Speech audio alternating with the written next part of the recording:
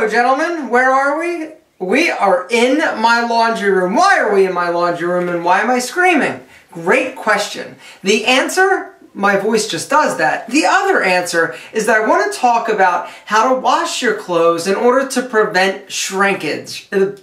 Shrinkage. Shrinkage is a big problem, like when you go swimming and, stuff like that. But shrinkage is also a huge issue when it comes to your clothes. You spend a great deal of money, or maybe not a great deal, but you spend a significant amount of money on your great clothes in your wardrobe. You definitely don't want to screw anything up by washing it improperly or possibly tossing something in the dryer that really shouldn't be there. We want to prevent your clothes from shrinking when at all possible. So today I want to go over some of the settings that I use to make sure that my clothes stay the way that I want them to fit, like when I bought them.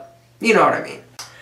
But before we start and I show you how I do my laundry, I want you to know, look at the tag. If it says to dry clean only, guess what? Dry clean only. Don't even mess around with this nonsense. And if your mother or dad or somebody in your family, grandma, I don't care who it is still doing your wash, it is time to have them show you how to do it. Because gentlemen, don't have anybody else do your laundry. Now if it's your wife, alright, I can get down with that, but we really need to know how to do our own laundry. And, when I was younger, I wouldn't even separate my clothes. Everything I owned was pretty much black or gray. I wouldn't dare think about owning white because I'd just throw everything together.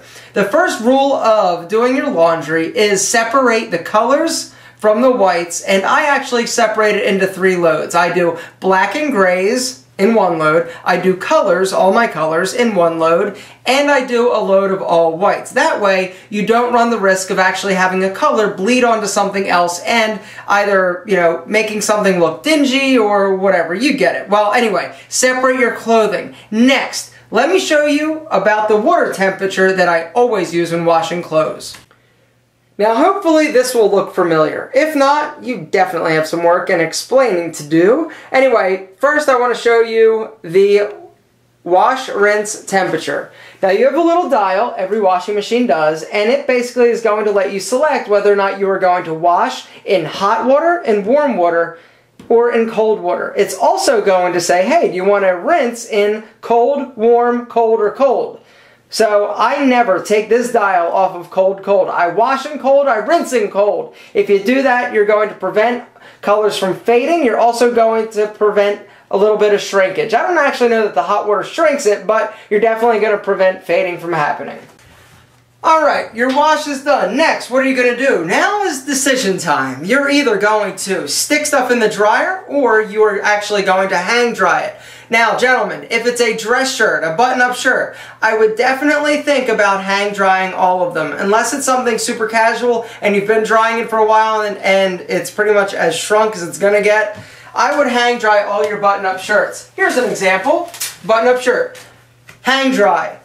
For one, I don't want to stick this in the dryer because I don't trust that when the time it comes out, it's going to not look like a women's medium. Not a good option. Hang dry all your button-up shirts. Then you can either take them to the dry cleaner and have them press them with some light starch, or you can do it yourself. And I would recommend doing it yourself if you have the time and the capacity to actually iron. Now, if you want to stick everything else in the dryer, you can, but things to watch out for are going to be things made of wool, things like cotton sweaters. Like all my cardigan sweaters, I never stick in the dryer because they're pretty much as small as I want to get them. If I stick them in the dryer, even if I tumble dry on low in a cooler setting, it's still, chances are, going to shrink a bit. And let me tell you how many sweaters I have ruined by not being basically careful and just being an idiot. I'll just start tossing stuff out of the washer into the dryer, boom, throw some dryer sheets on, and bang, an hour later I come back and it looks like I'm wearing, something that should be for a little person. Is little person politically who knows? Jeans are another thing. Your designer jeans, if you don't want your jeans to shrink, do not put them in the dryer and dry them. I would let them air dry. A lot of times what I'll do is I will actually just lay them over top of my washing machine and let them air dry for a few hours. And if I want to make them a little bit softer, I will stick them in the dryer and tumble dry on low just to get the wrinkles out. But drying in the heat is really what shrinks everything. Now, another thing you may or may not notice is jeans. Jeans are typically going to shrink up about a half to a full inch in length. Why? Because of the way that the stitching is actually, and the weave of that denim actually, it shrinks vertically, it does not shrink horizontally typically.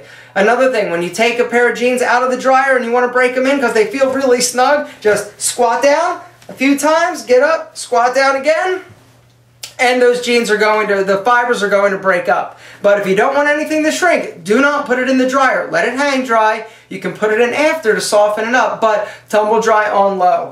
Gentlemen, we spend way too much time talking about fit to throw something and ruin it in the dryer. Hang dry if you're not sure, iron it, throw it in there to soften it up, regardless. I don't want you shrinking all your stuff because you spend too much money. And we got the fit perfect, baby. But t-shirts and all that other crap, shorts, I just toss in the dryer and let it spin.